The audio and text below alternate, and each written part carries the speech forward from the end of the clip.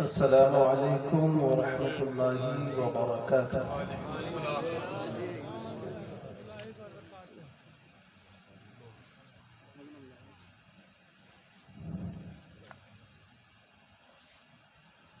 الحمد للہ رب العالمین،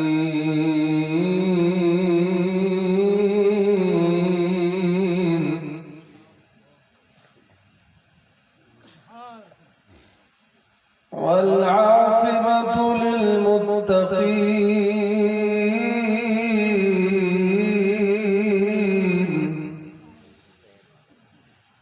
والصلاة والسلام على سيد الأنبياء والمرسلين،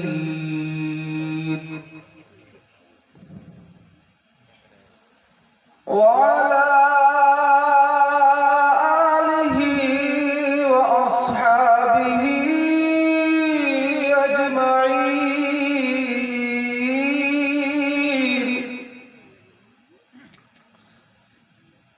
أما بعد، فأعوذ بالله من الشيطان الرجيم،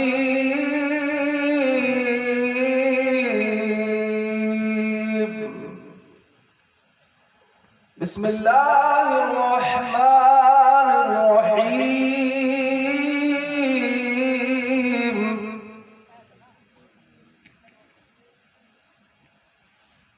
قد أفلح من تزكى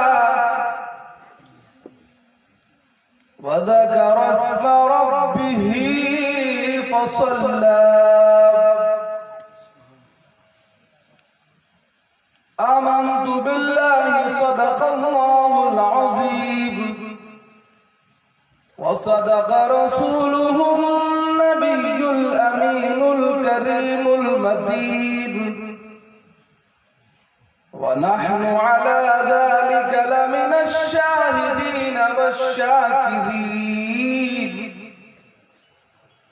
والحمد لله رب العالمين۔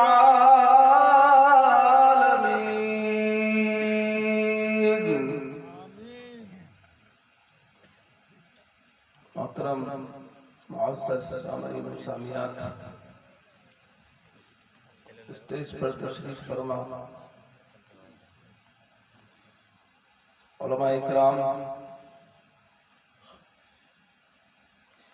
کافی دیر سے آپ تمام حضرات اس پروگرام کو سماعت کر رہے ہیں۔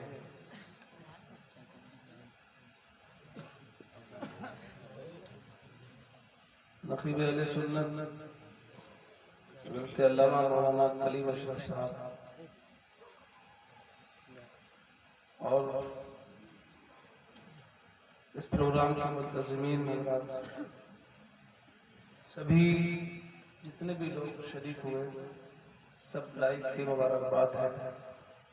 اللہ رب العزت سب کی خدمات جلیلہ کو قبول فرمائے۔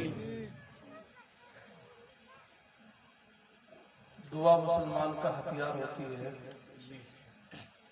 کسی بندے نے اگر ہمیں کوئی موقع فراہم کیا ہے تو دو چیزیں کبھی مت بھولو، ایک شکر اور شکر کے بعد دعا۔ شکر پر نعمت بڑھتی ہے، شکر پہ نعمت بڑھتی ہے، یہ قرآن کا فیصلہ ہے، اور دعاؤں سے نعمتیں بچتی ہیں، سمجھے آپ، اور عمریں بڑھتی ہیں۔ تو اس لیے دعا بھی کریں اس بندے کے لیے جس بندے نے یہ موقع فراہم کیا، اپنا خرچ کیا، اور یقیناً حسن نیت کے ساتھ کیا ہے، وہ دنیا میں بھی کامیاب ہے اور آخرت میں انشاءاللہ کامیاب ہے۔ چند باتیں عرض کرنے کے لیے آپ کے سامنے حاضر آیا ہوں۔ وقت ایسا ہے کہ یہ سونے کا وقت ہے، اور میں پروفیشنل نہیں ہوں، اس کے لیے معذرت چاہوں گا، بہت زیادہ جگانے کا جذبہ نہیں ہے، لیکن کوشش ہوگی انشاءاللہ آپ حضرات چند کام کی باتیں سن لیں، میں سنا دوں، اللہ میرے سنانے کو آپ کے سننے کو قبول کر لیں۔ میں کتنا اچھا بولوں، آپ کتنا اچھا سن لیں، میرے رب کو پسند نہ آئے تو سب بیکار ہے۔ اس لیے نیت میں رکھو کہ اللہ قبول کر لے، اور جو چیز قبول ہو جاتی ہے پھر اس میں تاثیر بھی پیدا ہو جاتی ہے، تو کوشش ہو قبولیت کے لیے۔ آئیے بارگاہ رسالت مآب علیہ السلام میں باواز بلند درود پاک پڑھنے، اللہم صلی علی سیدنا مولانا محمد بارک وسلم صلاۃ و سلام علیک یا رسول اللہ صلی اللہ علیہ وسلم۔ ابھی تو کچھ دیر آپ لوگ برداشت کرنے کے موڈ میں ہیں۔ کل حضرت علامہ مولانا کلیم صاحب خوب محنت کر رہے ہیں، وہاں بھی انہوں نے ڈیوٹی دی، آج یہاں بھی کل وہاں انتظام کار بھی تھے۔ اللہ تعالیٰ یہاں بھی ماشاءاللہ ہمارے حافظ شاہ محمد صاحب علی بلی کی سسرال کا ہوتا ہے یہاں پہ۔ بہرحال رشتوں کو بھی اللہ سلامت رکھے اور محنتوں کو بھی قبول فرمائے۔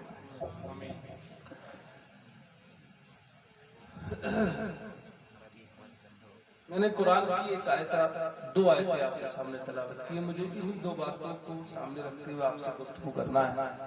اس سے قبل ہمارے اہل سنت کا دستور رہا ہے کہ اپنے نبی کی نعت خوانی بھی کرتے ہیں، اپنے نبی کا ذکر کرتے ہیں۔ سننے کو بغیر نبی کے مزہ نہیں آتا ہے، اپنے نبی کا ذکر ضرور کرنا چاہیے۔ جب ہمارے نبی قرب خاص میں ہمیں نہیں بھولے تو ہم اپنے نبی کو کیوں بھولیں؟ جو انہیں یہاں بھولا پھر بھی میرے نبی کا کرم ہے، وہ کسی کو نہیں بھولتے۔ اللہ کے رسول نے تمہیں نماز میں نہیں بھلایا، اللہ کے رسول نے تمہیں رب کی بارگاہ میں معراج میں نہیں بھلایا، تو ہم آج کی رات میں کیوں بھلا سکتے ہیں؟ آئیے بابا سے بلند درود پاک پڑھنے، اللہم صلی علی سیدنا مولانا محمد بارک وسلم صلاۃ و سلام علیک یا رسول اللہ صلی اللہ علیہ وسلم۔ شہدہ وارث صاحب کہتے ہیں سیاہ راتوں میں جیسے قمر چمکتا ہے، سیاہ راتوں میں جیسے قمر چمکتا ہے، سیاہ راتوں میں جیسے قمر چمکتا ہے، ویسے میرے نبی کا سنگ در چمکتا ہے۔ سیاہ راتوں میں جیسے قمر چمکتا ہے، ویسے میرے نبی کا سنگ در چمکتا ہے۔ چوم لے جو ایک بار محبت سے ان کی چوکھٹ،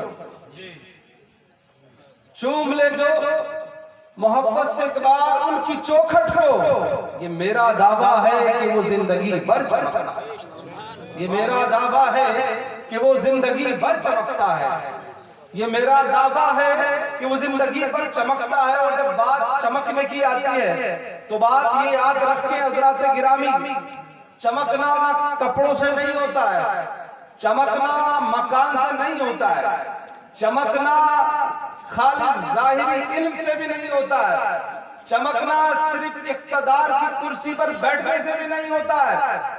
امام اہل سنت اعلیٰ حضرت فاضل بریلوی رضی اللہ تعالیٰ عنہ نے اسی لیے بارگاہ رسالت سے عملی خیرات مانگی اور یوں عرض کرنے لگے، چمک تجھ سے پاتے ہیں سب پانے والے، چمک تجھ سے پاتے ہیں سب پانے والے۔ کچھ نہیں مانگ رہے، مانگنا بھی سیکھو، مانگنے کا سلیقہ بھی سیکھو، طریقہ بھی سیکھو، امام اہل سنت سے سیکھو۔ آج کل مانگا تو جاتا ہے لیکن کوئی کچھ مانگتا ہے، کوئی ٹریکٹری مانگنے لگتا ہے، کوئی گاڑی مانگنے لگتا ہے، کوئی گھر کی ٹوپی مانگنے لگتا ہے، نہ جانے کیا کیا مانگتے ہیں۔ لیکن یہ اللہ والوں سے سیکھو کہ وہ کیا مانگتے ہیں، وہ صرف اللہ سے اللہ کو مانگتے ہیں، غیر اللہ کو نہیں مانگتے ہیں۔ امام اہل سنت یہی اپنے شعر میں کہتے ہیں، چمک تجھ سے پاتے ہیں سب پانے والے، چمک تجھ سے پاتے ہیں سب پانے والے، میرا دل بھی چمکا دے چمکانے والے۔ کس کو چمکنا مانگ رہے ہیں؟ آج کا انسان اپنا گھر چمکانا مانگتا ہے، آج کا انسان اپنے بیٹوں کی زندگی کو چمکانا مانگتا ہے۔ لیکن یہ بات رکھو، میں دل کی بات کرنا چاہ رہا ہوں، یہ دل وہ ہے کہ جس کے بارے میں حدیث پاک میں آتا ہے، اللہ کے رسول صلی اللہ علیہ وسلم ارشاد فرماتے ہیں، انسان کے دل میں ایک ایسا لوتھڑا ہے کہ اگر وہ سمجھ جاتا ہے، اگر وہ چمک جاتا ہے، اگر وہ دمک جاتا ہے تو انسان چمک جاتا ہے، انسان دمک جاتا ہے۔ اور اگر وہ بدل ہو جاتا ہے، وہ باطل ہو جاتا ہے، وہ گندا ہو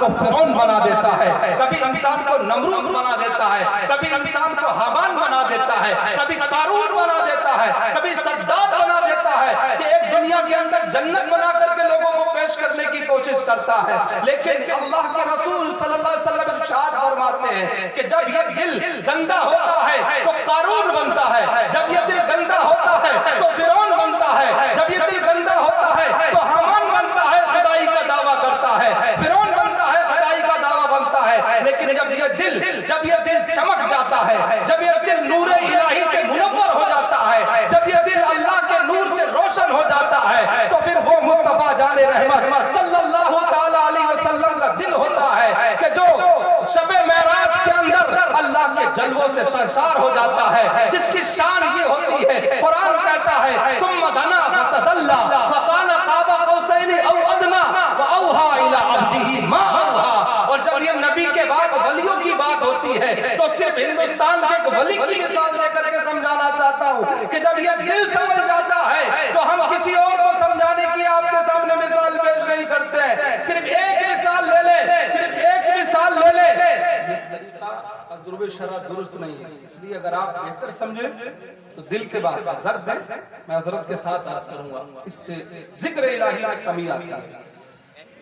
تو بہرحال حضرات گرامی، اللہ کے رسول صلی اللہ علیہ وسلم کے بعد اگر ہم کوئی دوسری مثال پیش کرتے ہیں، ہم دوسری کوئی مثال پیش کرتے ہیں، تو میں دل کی صفائی کی بات کرتا ہوں. جب یہ دل سمجھ جاتا ہے، جب یہ دل چمک جاتا ہے تو اس کے اندر کیا کیا ہو جاتا ہے، اس کے اندر کیا کیا آ جاتا ہے. تو ذرا آپ آ جائیں ہندوستان کی سرزمین پر، اجمیر شریف کے اندر خواجہ ہندوستان خواجہ غریب نواز معین الدین چشتی اجمیری رضی اللہ تعالیٰ جب اپنے پیر کی صحبت کے اندر رہ کر کے 20 سال کی صحبت اٹھا کر کے 20 سال کی صحبت اٹھا کر کے جب اس دل کو چمکاتے ہیں، جب اس دل کو منور کرتے ہیں تو یہ دل کیسا ہو جاتا ہے. حضرت سیدنا خواجہ عثمان ہارونی جو آپ کے پیر و مرشد ہیں، جب 20 سال کا عرصہ مکمل ہوتا ہے تو خواجہ غریب نواز کو سامنے بٹھاتے ہیں، دو زانو سامنے کر کے بٹھاتے ہیں اور پھر فرماتے ہیں کہ بیٹا تمہارا دل اب منور ہو چکا ہے، تم نے ولایت کے درجے کو پا لیا ہے، تم نے قرب الہی کو حاصل کر لیا ہے.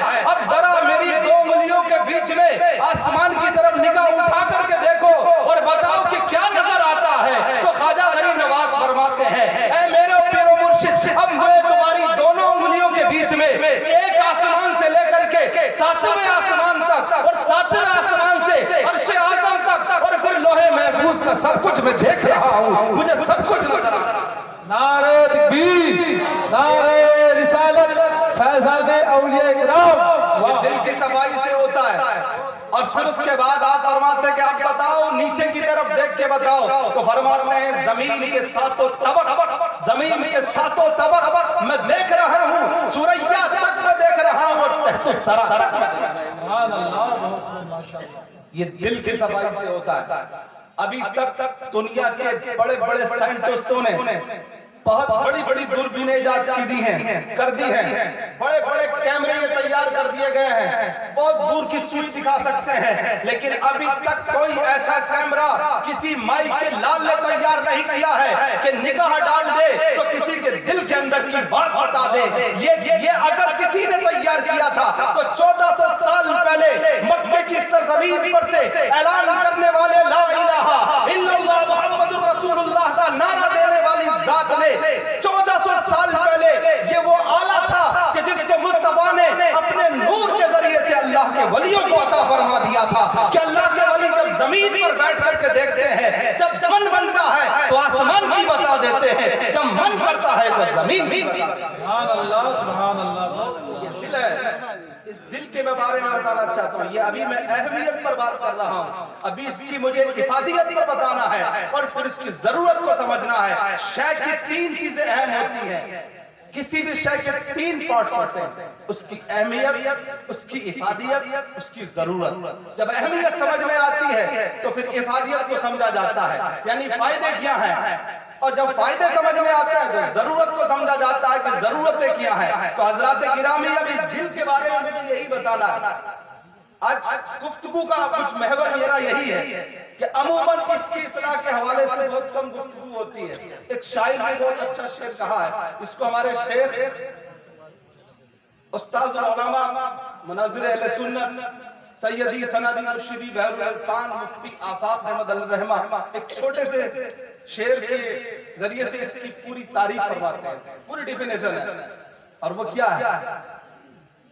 مختصر اتنا کہ دو لفظوں سے بن جاتا ہے دل، مختصر اتنا کہ دو لفظوں سے بن جاتا ہے دل، دال اور لام، مختصر اتنا کہ دو لفظوں سے بن جاتا ہے دل، وسیع اتنا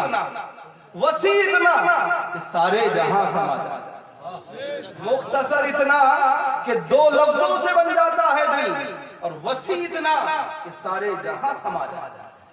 اس دل کے حوالے سے میں نے حدیث سے اس کی شروعات کی تھی۔ اللہ کے رسول صلی اللہ علیہ وسلم نے فرمایا انسان کے سینے میں ایک لوتھڑا ہے، گوشت کا لوتھڑا، یہ صحیح ہوتا ہے تو انسان صحیح ہوتا ہے، یہ خراب ہوتا ہے تو انسان خراب ہوتا ہے۔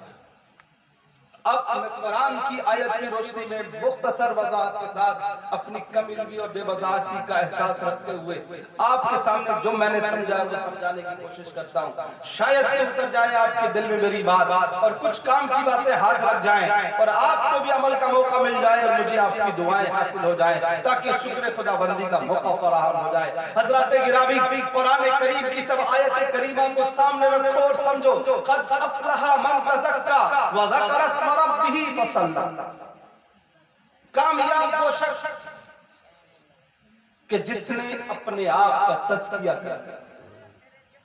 قد افلح من تزکا، علماء کرام مفتیان نظام بیٹھے ہیں، مفتی صاحب پوچھ سکتے ہیں آپ کہ یہاں تزکیہ کو بنیاد بنایا گیا کامیابی؟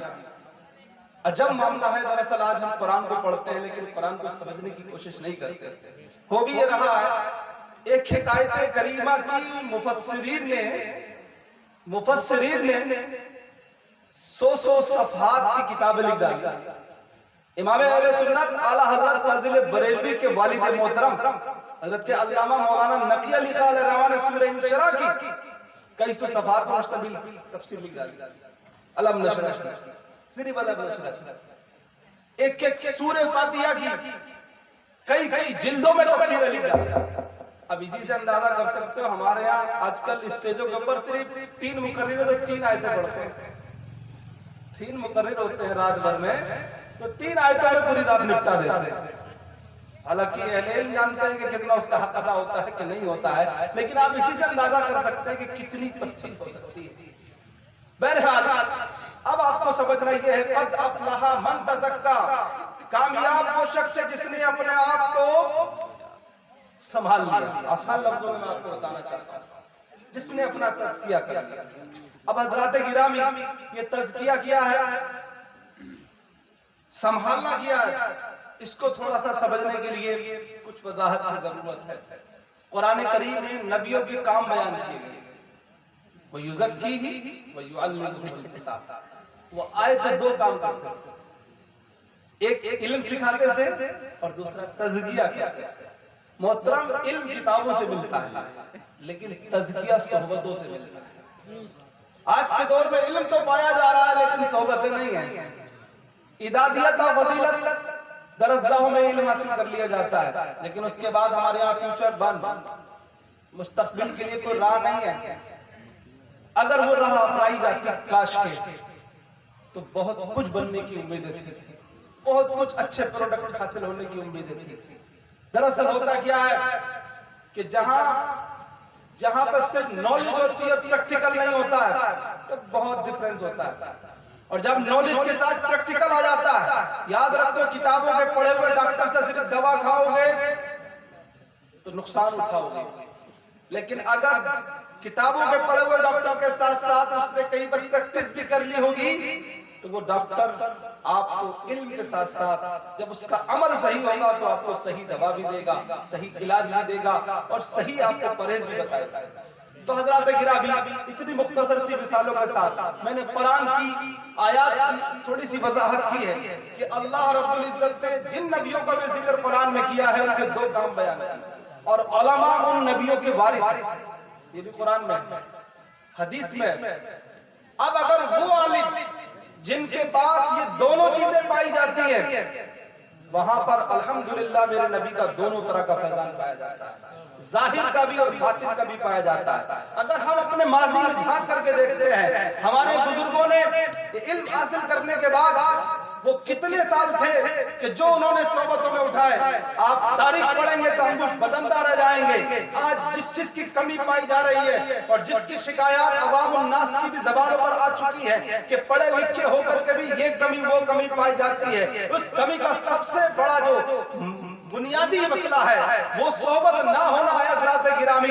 اب آپ اس کو سمجھ لیں، جس شخصیت کا میں نے نام لیا حضرت سیدنا خواجہ غریب نواز رضی اللہ تعالیٰ عنہ، حضرت شیخ سیدنا عثمان ہارونی کی صحبت میں 20 سال تک رہے، اور کس طرح رہے یہ بھی سیرت کی کتابوں میں لکھا ہے کہ حضرت خواجہ غریب نواز رضی اللہ تعالیٰ عنہ اپنے پیر کے ساتھ جب علم ظاہر حاصل کر لیا 20 سال تک اپنے شیخ کی جوتیاں کبھی سر پہ رکھتے تھے اور کبھی سینے سے لگا کے رکھتے تھے۔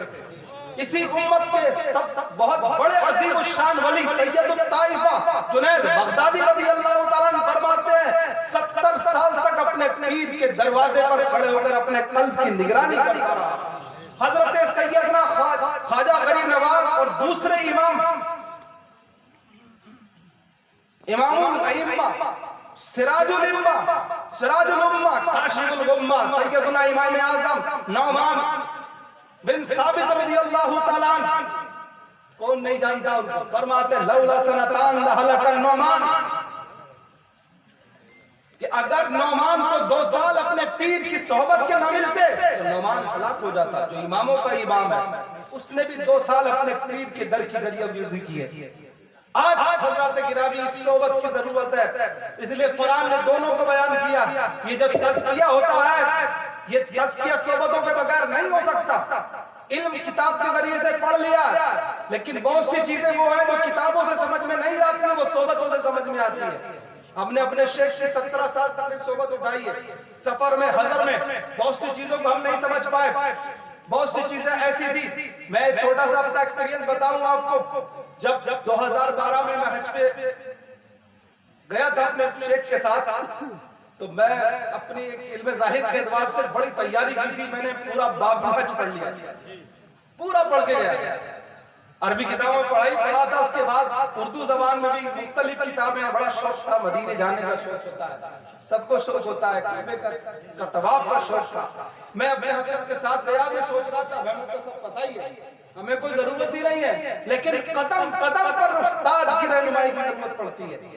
مجھے وہاں پر جا کر کے احساس ہوا، ہم نے پڑھ تو لیا کہ میقات یہ ہے، مطاف یہ ہے، ہم نے پڑھ لیا تھا، کتاب میں پڑھا تھا۔ اب آپ کو معلوم ہے کتاب میں پڑھ کے کیسے سمجھ سکتے ہو؟ ہندوستان کا میقات یلملم ہے، سمندر سے جب ہوائی جہاز گزرتا ہے تب میقات شروع ہوتا ہے۔ ہم نے کتاب میں پڑھا تھا کہ میقات سے احرام باندھا جاتا ہے، وہیں سے نیت کی جاتی ہے، تبھی آدمی محرم ہوتا ہے، ورنہ نہیں ہو پاتا ہے اس پر، ورنہ تو پھر اس کے بعد اس کے اوپر دم واجب ہو جاتا ہے۔ یہ پڑھا تھا کتاب کے اندر، پریکٹیکل میں نہیں تھا۔ پریکٹیکل میں پتہ کیسے چلا؟ جب ہم لکھنؤ ایئرپورٹ پر پہنچے، ہمارے استاد نے شیخ نے فرمایا تم نے کتاب میں پڑھ لیا، یہ میں اپنے ایک انداز میں بتا رہا ہوں کہ تم نے کتاب میں ضرور پڑھا ہے لیکن تمہیں نہیں پتا ہے یلملم کہاں ملے گا۔ ہو سکتا ہے تم بیٹھ جاؤ جہاز میں سو بھی سکتے ہو، یا تمہیں پتہ ہی نہیں چلے، خبر بھی نہ چلے۔ اس لیے بہتر یہ ہے کہ تاکہ سنت پر بھی عمل ہو جائے، شریعت پر بھی عمل ہو جائے، کتاب پر بھی عمل ہو جائے اور علم پر بھی عمل ہو جائے جو تم نے حاصل کیا ہے۔ اس لیے تمہیں کرنا یہ ہے کہ جو تم اپنا احرام لے کر کے آئے ہو تمہیں یلملم میں نہیں باندھنا ہے، بلکہ 2 رکعت نماز ایئرپورٹ پر پڑھو، 2 رکعت نماز ایئرپورٹ پر پڑھو اور اپنا احرام باندھ لو اور یہیں پر نیت کر لو، یہیں پر لبیک اللہم لبیک کے نعرے بلند کر لو، تاکہ تمہارا اس علم پر عمل بھی ہو جائے اور تمہارا حج اللہ کے رسول صلی اللہ علیہ وسلم کی سنت کے مطابق۔ سبحان اللہ۔ میں نے ایک چھوٹی سی مثال آپ کو دی ہے کہ میں نے کتاب میں پڑھ لیا تھا لیکن مجھے اپنے علم کے مطابق اس بات کا تجربہ نہیں ہو سکا تھا، یہ صحبت سے مجھ کو اس بات کا پتہ چلا۔ ایسی بے شمار چیزیں ہیں جو صحبتوں سے سمجھ میں آتی ہیں حضرات گرامی، تو اس لیے صحبت بہت ضروری ہے۔ صحبت کا علم بڑا پختہ ہوتا ہے، بڑا مضبوط ہوتا ہے۔ جو لوگ صحبتوں سے حاصل کرتے ہیں وہ کامیاب اور کامران ہوتے ہیں۔ حضرات گرامی قرآن کہہ رہا ہے قد افلح من تزکا، جس نے اپنے آپ کو سنبھال لیا، جس نے اپنے آپ کا تزکیہ کر لیا وہی کامیاب ہے۔ آج کا یہ تزکیے کا معاملہ ہمارے یہاں بہت اس کا المیہ ہے، بہرحال مجھے ادھر نہیں جانا ہے، میں صرف اتنا بتانا چاہتا ہوں کہ اس کے سنوارنے کے لیے اگر آپ آج بھی چاہتے ہیں تو یہ دراصل اس کے بارے میں علماء نے جو اس کی تفصیل بیان کی ہے، بس ایک قول مفتی احمد یار خان نعیمی رحمۃ اللہ علیہ کا جو تفسیر میں لکھا ہے اس کو پیش کر دوں۔ وہ فرماتے ہیں اس سے مراد قلب کا تصفیہ ہے، اس سے مراد قلب کی گندگی کو صاف کرنا ہے، کہ قلب جب صاف ہوگا تبھی تزکیہ ہوگا، قلب جب صاف ہوگا تبھی تزکیہ ہوگا۔ وہ فرماتے ہیں قلب کی صفائی کئی طرح سے ہوتی ہے، ایک کسبی ہوتی ہے، ایک وہبی ہوتی ہے، ایک عطائی ہوتی ہے۔ تو وہبی اور عطائی والے تو ہم ہیں نہیں، کسب والے ہیں، کسب والے ہیں، محنت کریں گے تو پائیں گے، تبھی یہ صاف کر پائیں گے۔ وہبی والی شان تو اللہ کے نبیوں کی ہوتی ہے کہ انہیں وہب اللہ تعالیٰ عطا فرماتا ہے، عطائی اللہ کے ولیوں کو حاصل ہوتی ہے، اور کسب والی اللہ کے بندوں کو حاصل ہوتی ہے۔ وہ بھی جو کوشش کرتے ہیں ان کے دل صاف ہوتے ہیں، جب دل صاف ہو جاتے ہیں تو میں نے اس کی ایک مثال آپ کو پہلے دے دی کہ وہ کس منزلوں کے بندے ہو جاتے ہیں۔ جب دل کی صفائی کے لیے حضرات گرامی یہ بڑی اہم چیز ہے، اگر آج دل صاف ہو، اب اس کو ذرا یوں سمجھنے کی کوشش کریں، انسان کے اندر دو طرح کی خرابی ہوتی ہے، ایک ظاہر کی خرابی، ظاہر کی خرابی مثلا آپ کی ٹوپی ٹیڑھی ہے، ہم کہتے ہیں کہ صاحب تمہاری ٹوپی ٹیڑھی ہے، سیدھی کر لو۔ آپ کا پجامہ ٹیڑھا ہے، ہم بتا دیں گے ٹیڑھا ہے، سیدھا کر لیجئے، نیچا رہتا ہے اکثر۔ آج کل ہمارے یہاں یہ بڑی بیماری ہے، میں اس کو کہہ دوں، سمجھانے کی کوشش کروں، حدیث پاک میں صاف صاف لفظوں میں آیا ہے کہ ٹکنوں سے نیچے پاجامہ یا تہمت نہیں ہونا چاہیے، بلکہ حدیث شریف میں اتنی مذمت اس کی آئی ہے، فی النار کا لفظ آیا ہے۔ اگرچہ یہ بات الگ ہے کہ مکروہ تنزیہ ہے کہ تحریم بھی ہے، اس میں خیالہ کی ایک قید لگی ہوئی ہے کہ تکبر کے طور پر ہو تو تحریمی ہے، اور اگر تکبر کے طور پر نہیں ہے، لاپرواہی ہے، نادانی کی وجہ سے ہے، تب بھی تنزیہ ہے، مکروہ تنزیہ ناپسندیدہ ہے۔ لیکن آج ہمارے جبہ و دستار والوں سے لے کر کے عوام الناس تک یہ حال ہو گیا ہے کہ اس کو اہل سنت اور سنیت کی پہچان قرار دے دیا گیا۔ مجھے بڑا افسوس ہوا جب میں نے ایک مرتبہ اپنے شاگردوں سے درسگاہ کے اندر ایک سوال کیا کہ بتاؤ اہل باطل کی کیا پہچان ہے؟ انہوں نے کہا کہ ہمارے یہاں لوگ بتاتے ہیں، گاؤں کے لوگ، کہ ہم لوگوں کو پہچان لیتے ہیں، جن مسجدوں میں غلط ضالین پڑھا جاتا ہے وہ ان کی ہے، اور جن میں غلط ضالین پڑھا جاتا ہے وہ ہماری ہے۔ جن کا پاجامہ اونچا ہوتا ہے وہ دوسرے فرقے والے ہیں، جن کا نیچا ہوتا ہے وہ سنی اور اہل سنت و جماعت ہے۔ تو مجھے بڑا افسوس ہوا کہ پہچان کیا ہونا چاہیے تھی۔ عشق رسول کی پہچان بتاتے تو بات سمجھ میں آتی ہے، کیونکہ انہیں سمجھایا اور بتایا ہی گیا تھا۔ حضرات گرامی یہ ہماری شناخت نہیں ہے، یہ خیرت کا نام جنو، جنو کا نام خیرت والی بات ہو گئی، غلط کا نام صحیح اور صحیح کا نام غلط کر دیا گیا، یہ ہماری پہچان نہیں ہے۔ دراصل یہ علماء بیٹھے ہیں، قرآن بھی بیٹھے ہیں، یہ جانتے ہیں کہ دعات کا مقصد دعات کا مخرج کیا ہے، کنارہ زبان داڑھ سے مل کر دعات کا مخرج ادا ہوتا ہے، اس مخرج سے ادائیگی مقصود ہے تلاوت میں، نہ کہ جو ہے وہ جوال اور دوال کا فرق ہے۔ اس فرق پر بہرحال یہ کہ ایک درسگاہی گفتگو ہے، مجھے ادھر نہیں جانا، لیکن بتانا یہ ہماری شناخت نہیں ہے، ہماری شناخت کچھ اور ہے۔ ہماری سب سے بڑی شناخت اور سب سے بڑی ریڈ لائن جو ہے وہ وہی ہے جس کو امام اہل سنت مجدد دین و ملت اعلیٰ حضرت فاضل بریلوی نے بیان کر دی ہے کہ جو ہمارے نبی سے دور ہیں، جو ہمارے نبی کے بارے میں غلط عقیدہ رکھتے ہیں وہ غلط ہے، ہمارا ان سے عقیدے کا اختلاف ہے، وہی سب سے بڑی پہچان ہے۔ عقائد میں ہمارا ان سے اختلاف ہے، اور یہ پہچان فروعی اختلاف کی، یہ ہماری ان کی پہچان نہیں ہے کہ پاجامہ نیچا ہے تو یہ ہماری پہچان ہے، اونچا ہے تو ان کی پہچان ہے۔ میرے بھائی اونچا کرنے کے لیے اللہ کے رسول صلی اللہ علیہ وسلم نے فرمایا، ہم وہ مانیں گے جو اللہ کے رسول صلی اللہ علیہ وسلم نے حکم دیا، تو اس لیے اس پر عمل کرنے کی کوشش کریں۔ تو ایک ہوتی ہے ظاہر کی خرابی، تو ظاہر کی خرابی کو تو دیکھ کر کے بتایا جا سکتا ہے کہ یہ چیز غلط ہے تو غلط کو صحیح کیا جا سکتا ہے، اور ایک ہوتی ہے دل کی خرابی۔ دل کی خرابیوں کے حوالے سے کئی چیزیں ہیں، مختصر 3-4 چیزوں کے نام بتا کر کے اس کو مکمل کرنا چاہتا ہوں۔ دل کی خرابی کیا ہے؟ جو نظر نہیں آتی لیکن سب سے بڑی بنیاد ہوتی ہے۔ دل کی خرابی ہے دل کا تکبر۔ تکبر کہاں ہوتا ہے؟ ٹوپی کے اندر نہیں ہوتا ہے، جیب میں نہیں ہوتا ہے، بلکہ دل میں ہوتا ہے۔ کنجوسی دل کے اندر ہوتی ہے، بزدلی دل کے اندر ہوتی ہے، حسد پلیٹ کہیں لگی ہوتی ہے حسد کی، کہیں دیکھی نیم پلیٹ ہوتی ہے نہیں، لیکن حسد دل کے اندر ہوتا ہے. یہ دل کی خرابیاں جو احادیث میں بیان کی گئی، یہ قلب کے مفاسد ہیں جو دل کے اندر ہوتے ہیں.